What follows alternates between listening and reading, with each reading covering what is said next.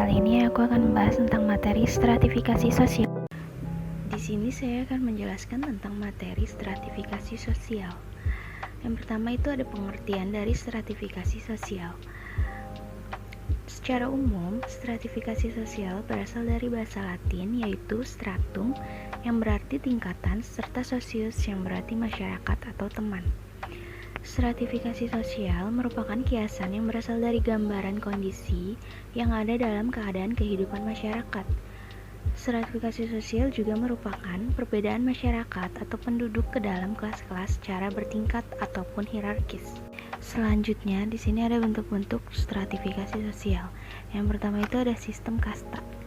Merupakan sistem stratifikasi tertutup yang mana orang sama sekali tidak dapat bisa merubah status sosial yang ada di dalam diri mereka.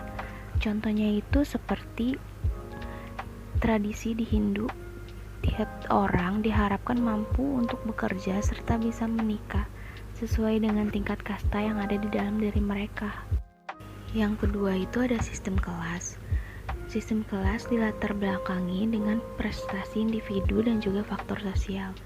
Kelas ini terdiri atas sekumpulan orang yang mempunyai status yang sama dengan faktor penentu seperti kekayaan, pendapatan, pendidikan, serta pekerjaan.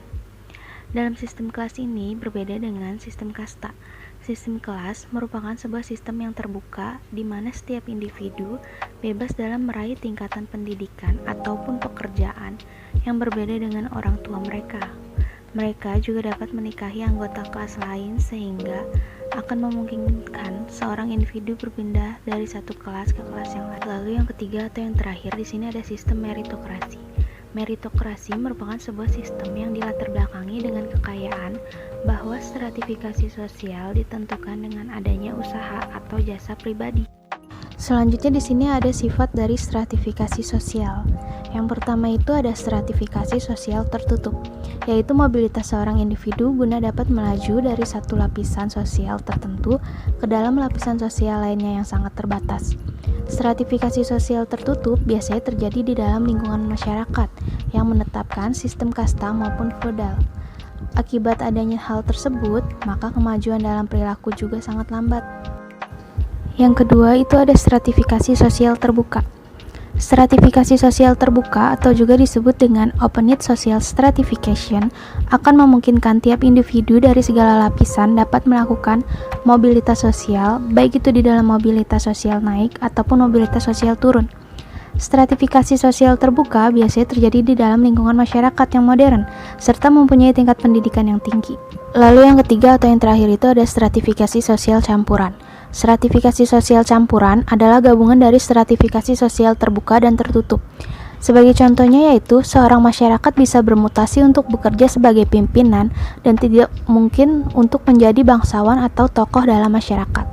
Stratifikasi sosial campuran biasanya terjadi dalam lingkungan masyarakat yang memiliki susunan yang heterogen. Selanjutnya itu ada faktor penyebab stratifikasi sosial. Yang pertama itu ada uang. Yang kedua ada kehormatan. Yang ketiga ilmu.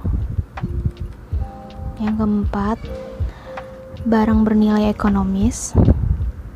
Yang kelima kekuasaan. Dan yang keenam ada keturunan. Selanjutnya itu ada fungsi dari stratifikasi sosial. Dalam masyarakat modern yang terus berevolusi, sistem stratifikasi sosial sangat diperlukan. Stratifikasi sosial berfungsi mendorong sistem pembagian kerja yang efektif di mana individu terbagi ke dalam spesialisasi tertentu dalam suatu sistem masyarakat.